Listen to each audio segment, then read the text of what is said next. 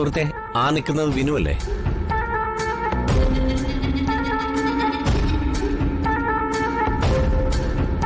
അതെ. അയാൾ ഇവിടുത്തെ സ്റ്റാഫാണോ? അതെ. നിങ്ങൾക്ക് വിനുവിനെ അറിയാവോ? അറിയാം. സംസാരശേഷിയില്ലാത്ത ആളല്ലേ അവൻ? പക്ഷേ ആളെ പിടിക്കനാണ്. വിളിക്കണോ? ഏയ് വേണ്ട വേണ്ട വേണ്ട. വിനു വെറുതെ സംസാരിച്ച് സമയം കളയാറില്ല. ജോലിയൊക്കെ നല്ല അടുക്കും ചിട്ടയോടുകൂടി ചെയ്യും. കാര്യമൊക്കെ ശരി തന്നെ. എന്നാലും ധാരാളം കസ്റ്റമേഴ്സ് വരുന്ന ഇങ്ങനെ വലിയൊരു കടയില് ഇതുപോലൊരു സ്റ്റാഫിനെ പ്രതീക്ഷിക്കില്ല. എന്നാ നിങ്ങൾക്ക് തെറ്റി.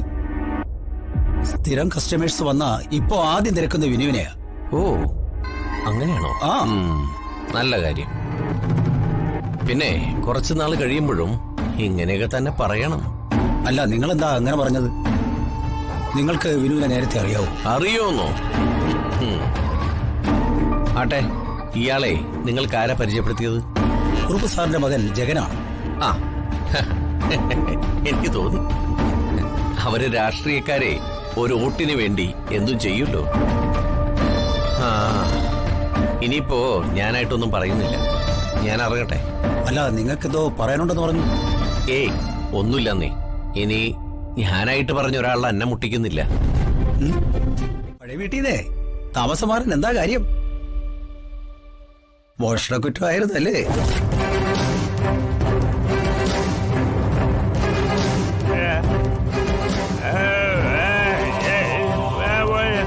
ആ, ബിനു വിഷമിക്കണ്ട. ഞാനത് വിശ്വസിക്കുന്നുമില്ല. ആളുകൾക്ക് ആരെക്കുറിച്ചും എന്തും പറയാമല്ലോ. അതാണല്ലോ കാലം. വിനുവിനെ അറിയാലോ. ടെക്സ്റ്റൈൽസ് ബിസിനസ് എന്ന് പറഞ്ഞ ഒരുതരം സീസൺ ബിസിനസ് ആണ്.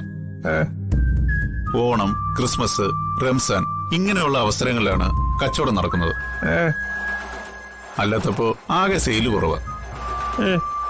വിനു, ഇവിടെ ഇപ്പോ സ്റ്റാഫുകൾ കൂടുതലാണ്. എല്ലാവർക്കും കൂടി ശമ്പളം കൊടുക്കാൻ പറ്റുന്ന സാഹചര്യത്തിലല്ല കാര്യങ്ങൾ മുന്നോട്ട് പോകുന്നത്.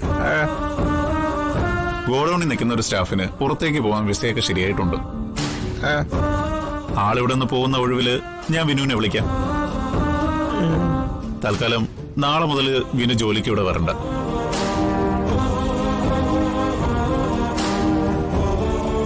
വിനുവിനെ ജോലിയിൽ നിന്ന് പറഞ്ഞുവിടുകയാണെന്ന് കരുതരുത്. തൽക്കാലം കുറച്ചു ദിവസം ജോലിയില്ലെന്ന് കരുതിയാ മതി. ഞാനേ ജഗനോട് പറഞ്ഞോളാം. ആ,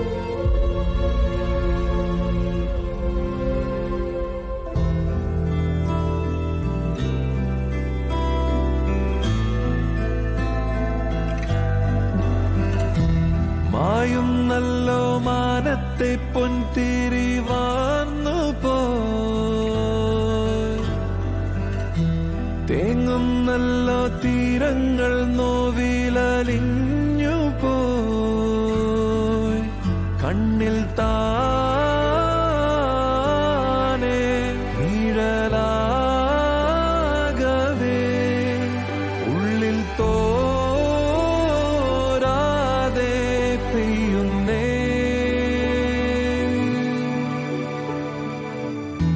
മായുന്നല്ലോ മാനത്തെ പൊൻതിരി വാർന്നു പോയി, തേങ്ങുന്നല്ലോ തീരങ്ങൾ നോവിലലിഞ്ഞു പോയി, തന്നെത്താനെ താരം വാനിൽ